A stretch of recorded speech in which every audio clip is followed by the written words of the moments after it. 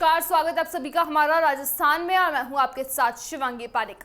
तो चलिए बुलेटिन की शुरुआत करते हैं, लेकिन उससे पहले नजर डालते हैं हेडलाइंस पर। कृषि बिलों पर एनडीए का एक और घटक दल नाराज, अकाली दल के बाद आरएलपी भी मोदी सरकार से खफा। झुंझुनू दोपरवाटी के 44 ग्राम पंचायतों के सरपंच प्रत्याशियों ने किया नामांकन दाखिल।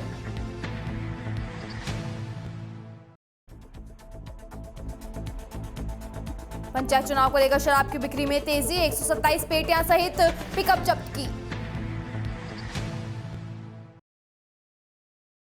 और अब खबरें विस्तार से।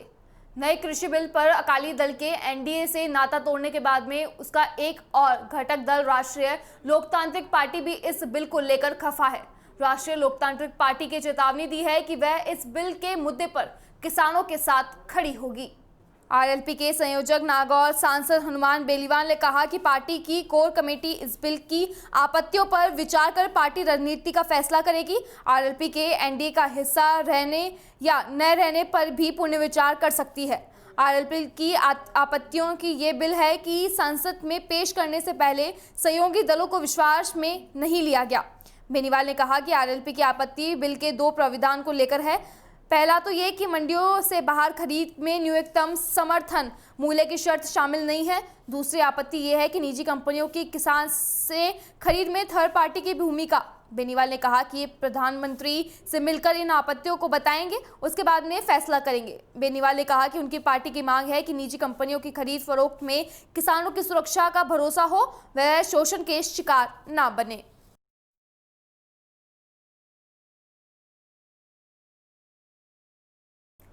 और अब खबर झुंझुनू जिले से, जहां पे सांसद नरेंद्र कुमार ने कृषि अध्यादेश बिल को लेकर प्रेस कॉन्फ्रेंस की, जिसमें उन्होंने कहा कि केंद्र सरकार द्वारा लोकसभा एवं राज्यसभा में पास किए गए कृषि अध्यादेश बिल किसान के हित में है। देश 70% जनसंख्या कृषि पर आधारित है। आज़ादी के बाद में ऐसा निर्णय पूर्व में किसी भी पीएम ने नहीं लिया है। देश के प्रधानमंत्री नरेंद्र मोदी हैं जिन्होंने किसान के हित में ऐसा अहम फैसला कृषि के क्षेत्र में लिया है। उन्होंने कहा कि देश का किसान इस बिल के माध्यम से स्वतंत्र बनेगा, वह अपने माल को कहीं भी विक्रय कर सकेगा और सरकार द्वारा किसान ट्रेन चलाई जाएगी जिसमें वह अपना माल कहीं भी भेज सकता है और कहीं से भी खरीद सकता है। किसान के न्यूनतम मूल्य की वृद्धि होगी। इसके साथ में केंद्र सरकार द्वारा किसानों के किसान समृद्धि योजना के तहत 2-2 हज़ार रुपये राशि 3 किस्तों में दी जा रही है। आगे भी निरंतर किस्तें जारी रहेगी। सांसद नरेंद्र कुमार ने कहा कि मंडियों में निर्धारित होगी। विपक्ष के द्वारा कहे जा रहे सभी बातें झूठी है। इसके साथ में ही केंद्र सरकार किसानों के हित का कार्य कर रही है। किसानों के लिए दिए गए बीमा का लाभ भी उन्हें मिलता रहेगा। माल खरीदने वाले व्यक्ति को भुगतान 3 दिन में करना होगा। इसी प्रकार प्रक्रिया रहेगी। किसान के नाम से ट्रेन भी चालू की जाएगी। जय जवान जय किसान का नारा देश में पीएम नरेंद्र मोदी ने पूरा किया है।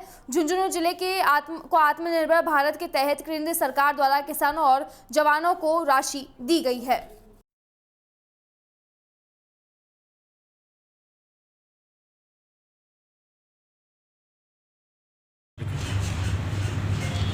मैं नरेंद्र कुमार, सांसद झुंझुनू।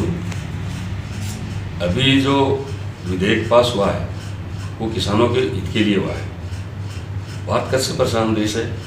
70% जनसंख्या कृषि पर आधारित है। आज तक आज़ादी के बाद किसी भी व्यक्ति ने किसानों के हित के लिए काम नहीं किया। पहले प्रधानमंत्री हैं नरेंद्र मोदी जी, जो देश के प्रधानमंत्री, और हमारे कृषि मंत्री नरेंद्र तोमर जी, इन्होंने इस विधेयक को पास किया है राज्यसभा और लोकसभा में। इससे किसानों का हित हुआ है। अब किसान स्वतंत्र हो गया, कहीं भी माल बेच सकता है, कहीं से भी खरीद सकता है, स्वतंत्र हो गया। इसमें बिचौलिए खत्म हुए हैं जो किसानों के शोषण करते थे। आज किसान का न्यूनतम मूल्य वृद्धि कर दिया, इससे भी किसानों का खूब लाभ होगा। नरेंद्र मोदी जी ने जो 6,000 रुपये 2-2 हज़ार की किस्त दे रहे हैं, लोग कह रहे हैं ये किस्तें नहीं दी जाएंगी, ये भी दी जाएंगी। न्यूनतम मूल्य निर्धारित रहेगा, मंडियाँ भी निर्धारित रहेंगी। जो भी विपक्ष कह रहा है वो सारी चीज़ें रहेंगी और अन्य किसानों को लाभ दिया गया है। आज किसान स्वतंत्र है, वो कहीं भी माल बेच सकता है। न्यूनतम मूल्य से और बढ़ा दिया गया है, वो भी लागू रहेगा। किसानों के लिए फसल बीमा का जो लाभ दिया है वो भी हितकारी रहेगा। और किसानों को पहले में ज़्यादातर शिकायतें ये रहती थी कि मंडियों से भुगतान नहीं होता था, या जो भी खरीदता था वो भुगतान नहीं करता था। उसका भुगतान भी 3 दिन के अंदर करना पड़ेगा। किसान ट्रेन के नाम से ट्रेन चलेगी, उनके यातायात में माल लाने और ले जाने के लिए कोई किराया नहीं लगेगा। इस तरह की सारी किसानों की सुविधा दी है। जय जवान जय किसान का जो नारा था वो नरेंद्र मोदी जी ने सत्य किया है। उन्होंने किसानों को भी और जवानों के लिए भी आत्मनिर्भर भारत में जो राशि दी है वो सबसे ज़्यादा किसानों और जवानों के लिए दी है। और अब खबर झुंझुनू के उदयपुर वाटी से, जहां पर विधानसभा क्षेत्र में 44 ग्राम पंचायतों में सरपंच प्रत्याशी ने जोर शोर और अपने प्रत्याशियों के साथ में नारेबाजी करते हुए प्रत्याशियों के साथ में पुष्पमाला मंदिरों के में ढोक लगाकर जयकारों के साथ में स्कूल परिसर पहुंचे और वहां सरपंच प्रत्याशियों ने स्कूल परिसर में पहुंचकर नामांकन दाखिल किए हैं। इसी दौरान उदयपुर वाटिक कस्बे के निकटवर्ती नांगल बागोरा इंद्रपुरा ग्राम पंचायत में ग्रामीणों ने प्रत्याशियों के साथ में सोशल डिस्टेंसिंग की धज्जियां उड़ा दी। ग्रामीणों के मुंह पर नहीं तो किसी प्रकार का मास्क है और ना ही सैनिटाइजर और ना ही सोशल डिस्टेंसिंग, लेकिन अपने प्रत्याशियों के समर्थन में नारेबाजी करते हुए कोरोना वायरस की गाइडलाइन की पालना करना भूल गए हैं। वहीं सुबह से लेकर शाम तक सरपंच प्रत्याशी के समर्थनों की नांगल बस स्टैंड पर जमकर भीड़ लगी रही। वहीं सरपंच प्रत्याशी समर्थनों के साथ में सड़क पर वाहन को खड़ा कर दिया, जिसके चलते कई वाहनों के चालकों को भी आने जाने में काफी परेशानियों का सामना करना पड़ा। इंद्रपुरा ग्राम पंचायत के सरपंच प्रत्याशियों के समर्थन में कोरोना वायरस गाइडलाइन की पालना करते हुए सोशल डिस्टेंसिंग के साथ में प्रत्याशियों के साथ में जाकर नामांकन दाखिल किया। वहीं प्रत्येक प्रत्याशियों के समर्थन के मुंह पर मास्क लगा रखा था।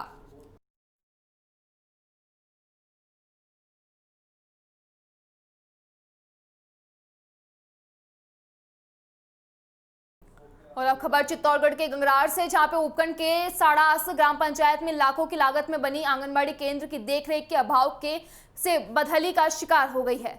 सरकार लाखों रुपए की लागत से सरकारी भवन के निर्माण तो करवा देती है, लेकिन उनकी देखरेख का कार्य नहीं हो पाता है। साड़ास में कुछ समय पूर्व आंगनबाड़ी भवन बनवाया गया था, जो कुछ समय के लिए संचालित हुआ था, लेकिन बारिश के दिनों में छत से पानी टपकने सहित चारों तरफ से जंदर हो गया, जिसके कारण आंगनबाड़ी के केंद्र को किराए के भवन में संचालित किया गया। ग्रामीणों ने बताया कि जहां पहले आंगनबाड़ी केंद्र बनवाया गया था, वहां पर चारों तरफ गंदगी फैली रहती थी और आसपास में विद्युत ट्रांसफर लगे हुए थे, जिससे कभी भी दुर्घटना होने की आशंका बनी रहती है। लोगों का कहना है कि गांव में आंगनबाड़ी केंद्र होते हुए भी किराए की छोटी सी दुकान में केंद्र संचालित हो रहा है। लोगों ने आंगनबाड़ी भवन को सुधार करने की मांग की है।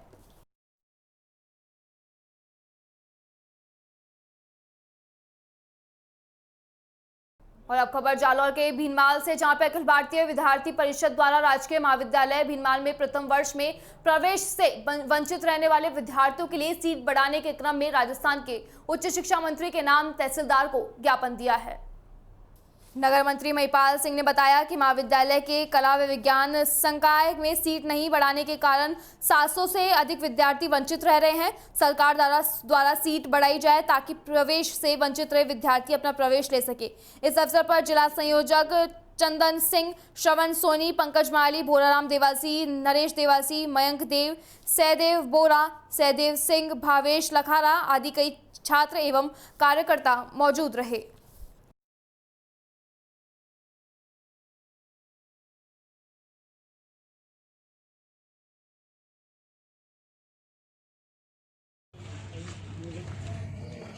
क्या मांगे हैं और किन मांगों को लेकर ज्ञापन दी? जी.के. गोवानी महाविद्यालय में 1200 आवेदन आए थे, उसमें से 720 विद्यार्थी प्रवेश से वंचित रह गए।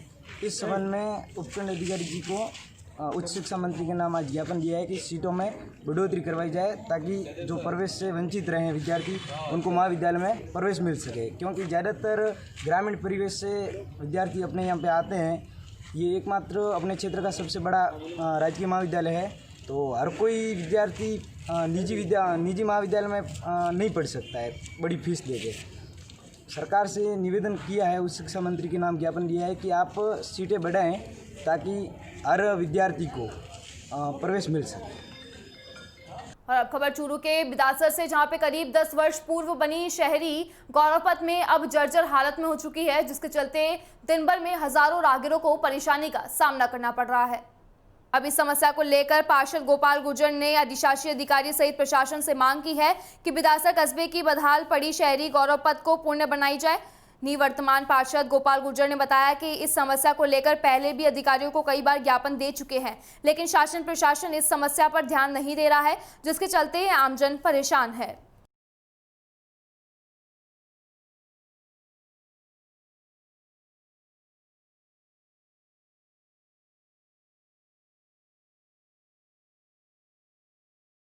आज नगर पालिका अधिशासी अधिकारी महोदय को से निवेदन किया गया और ज्ञापन दिया है मैंने कि बस स्टैंड, पुराने बस स्टैंड से लेकर नगर पालिका तक जर्जर हालात में रोड पड़ी थी और 2018 में जुलाई में मैंने एक आवेदन किया, उसके बावजूद भी उसको रिपेयर नहीं किया गया। आज एक और ज्ञापन दिया है कि यह रोड जर्जर हालात में है, लोगों के आवागमन में बाधित हो रहे हैं और कई लोगों की हालात इतने खराब हो गए कि गर्दन के दर्द और कमर के दर्द से भी पीड़ित हो रहे हैं। छोटे वाहनों की तो हालात ही और ज़्यादा खराब है। इसलिए ईओ साहब ने आज आश्वासन दिया है कि मैं जल्दी ही 5-10 दिनों में इसका निर्माण तो नहीं करा सकता, लेकिन जो गड्ढे हैं, जर्जर हालात है, उसमें ही कारपेट करवाने की पूरी। और अब खबर बीकानेर के कोलायत क्षेत्र से, जहां पर पंचायत चुनाव को लेकर शराब की बिक्री तेज हो गई है। चुनाव में शराब को खपाने के उद्देश्य से अवैध शराब का धंधा भी परवान पर है, जिस पर शिकंजा कसते हुए कोलायत क्षेत्र में नाकाबंदी के दौरान पुलिस ने अवैध शराब की खेप पकड़ी है। कोलायत थाना अधिकारी विकास बिश्नोई ने देर रात नाकाबंदी के दौरान 2 जनों को अवैध शराब की 127 पेटियों सहित पिकअप जब्त की है। बिश्नोई ने इस मामले में दीपू शर्मा व कपिल को गिरफ्तार कर मामले की जाँच शुरू कर दी है। श्रीमान आईजी साहब व एसपी साहब द्वारा पंचायती राज चुनाव को देखते हुए मादक पदार्थ और अवैध हथियारों के विरुद्ध विशेष अभियान चला जा रहा है। इसी अभियान के अंतर्गत कल रात को सूचना मिली थी कि एक पिकअप गाड़ी जिसमें अवैध शराब भरी हुई है, जो कोलायत की तरफ आ रही है, जिस पर श्री अनूप सिंह एएसआई में टीम द्वारा नाकाबंदी की गई। तो एक पिकअप गाड़ी आई जिसमें करीब 127 पेटी अवैध शराब भरी हुई थी, जिसको मुकदमा एक्साइज एक्ट में दर्ज किया गया। 2 मुलजिम कपिल व सोनू शर्मा को गिरफ्तार करके अग्रिम अनुसंधान किया जा रहा है। उक्त इतनी भारी मात्रा में शराब कहां से लाई और कहां जानी थी, इसके बारे में विस्तृत अनुसंधान किया जा रहा है।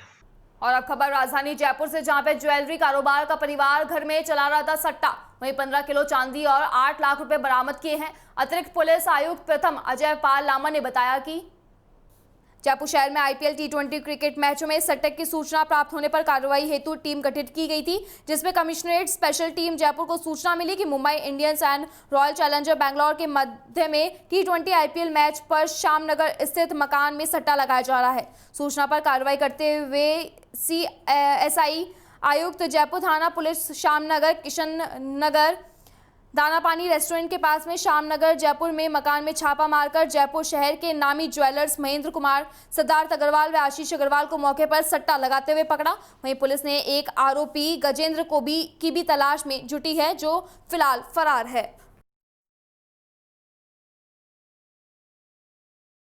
और अब खबर भीलवाड़ा जिले से, जहां पे पंचायत समिति सुवाना के विकास अधिकारी अभिषेक शर्मा ने कर्मचारियों का उत्साह बढ़ाने के लिए एम्प्लॉय ऑफ द मंथ कार्यक्रम की शुरुआत सितंबर माह से शुरू की है, जिसमें हर महीने उत्कृष्ट कार्य करने वाले कार्मिक को सम्मानित किया जाएगा। आज सुवाना पंचायत समिति के विकास अधिकारी अभिषेक शर्मा के चैम्बर में ग्राम पंचायत कारोई की कनिष्ठ सहायक रेखा इनानी को एम्प्लॉय ऑफ द मंथ से सम्मानित किया गया। इनानी ने प्रमाण पत्र, डायरी, पेन सहित प्रोत्साहन राशि भी दी गई है।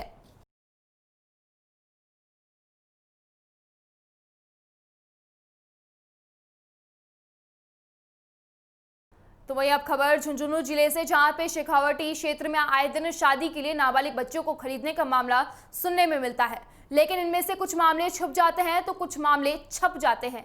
ऐसे ही एक मामले में राज्य बाल संरक्षण आयोग की अध्यक्ष संगीता बेनीवाल द्वारा जांच के लिए आयोग की एक टीम झुंझुनू भेजी गई। कमेटी ने झुंझुनू के स्वाधर घर में बच्ची से काउंसलिंग कर पूरे मामले की जांच पड़ताल की है।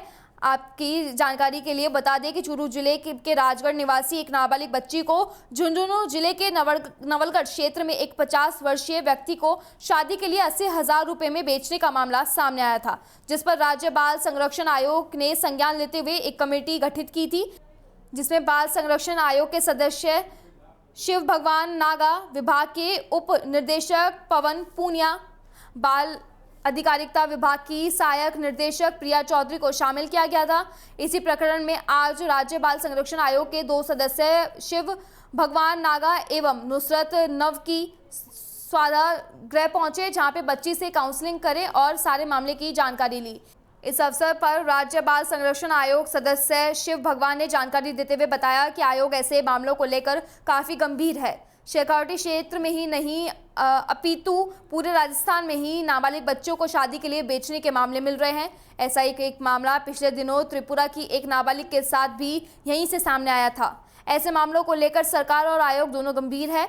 कोरोना काल में जिस भी आयोग की टीम संज्ञान लेकर पूरे मनोयोग से जांच में लगी हुई है।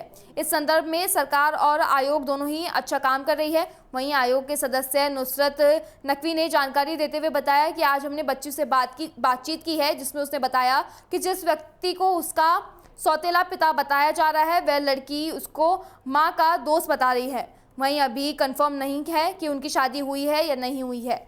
लड़की को 80,000 रुपये में 50 साल के व्यक्ति के साथ शादी करने के लिए बेचा गया है। यह बात उसको ससुराल जाने के बाद में पता चली है। इस संदर्भ में हम चूरू के विभाग से भी तथ्यात्मक जानकारी रिपोर्ट लेकर स्ट्रॉन्ग कदम उठाने जा रही है। गौरतलब है कि राज्य बाल संरक्षण आयोग में लंबित इस प्रकरण में जांच के लिए आज शिव भगवान नागा, नुसरत नकवी, विभाग के उप निदेशक पवन पूनिया, बाल अधिकारिता विभाग के सहायक निर्देशक प्रिया चौधरी ने सवाधार गृह में पहुंचकर बच्ची से जानकारी ली। इसके उपरांत टीम चूरू में इस मामले में अध्यात्मक जानकारी लेने के लिए रवाना हो गई।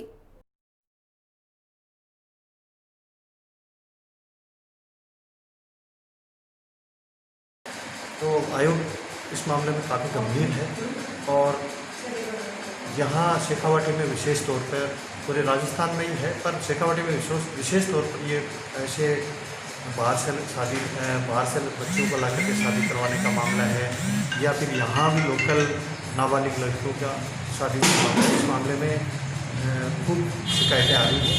इससे पहले भी त्रिपुरा की एक बच्चे का यहाँ झुंझुनू में ही काफ़ी टाइम से मामला चला था। सेम वही केस, ये दूसरा वाला केस है। इसमें हम सब लोग, हमारे बाल अधिकारिता विभाग से हैं और हमारे साथ अधिकारी हैं पूनिया जी, ये सब लोग हम लगे हुए हैं और बच्ची को न्याय दिलाने के लिए।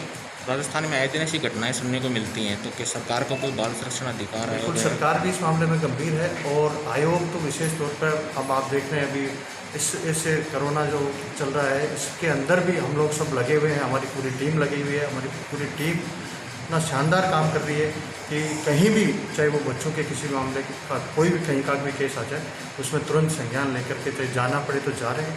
ऐसी मतलब मेरे ख्याल से तो आयोग पहली बार इतना अच्छा काम कर रहा है और सरकार भी अच्छा काम कर रही है। बाल अधिकार संरक्षण आयोग राजस्थान के से एक निरीक्षण कमेटी बनकर के यहाँ आई है, जो हमारी अध्यक्ष महोदया, आयोग की अध्यक्ष महोदया श्रीमती संगीता बेनीवाल मैडम के नेतृत्व में बनाई गई है।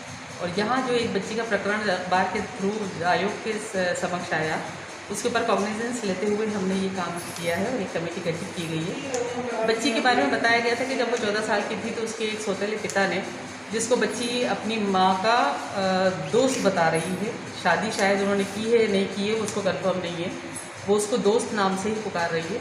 उसने इसकी ज़बरदस्ती 50 साल के एक व्यक्ति से शादी करी और जिसके एवज़ में उसने 80,000 रुपये लेना बताया। बालिका को भी इस बारे में पता नहीं था कि उसको बेचा जा रहा है, हालांकि वो बराबर उसको अपोज करती रही कि मुझे वहाँ शादी नहीं करनी, लेकिन उसकी ज़बरदस्ती कर दी गई और उसको ससुराल जाकर के पता लगा कि उसको 80,000 में ख़रीदा गया है, क्योंकि उसकी जेठानियों और घर वालों के ज़रिए उसको बार बार ताने दिए जाते थे। तो इसी प्रकरण का निरीक्षण करने, इसका इन्वेस्टिगेशन करने के लिए हमारी कमेटी यहाँ आई है और बालिका से बात की है। आगे भी संबंधित जो विभाग हैं उनसे हम बात करेंगे। CWC चूरू है और जो हमारा बाल संरक्षण का जो डिपार्टमेंट है उससे बात करके इसकी तथ्यात्मक रिपोर्ट ले करके और उसके ऊपर एक स्ट्रॉन्ग कदम लिया जाएगा, जिससे कि बच्चों को पूरा अधिकारों का उनका संरक्षण किया जा सके। फिलहाल हमारा राजस्थान में बस इतना ही। आप देखते रहिए DPK न्यूज़। नमस्कार।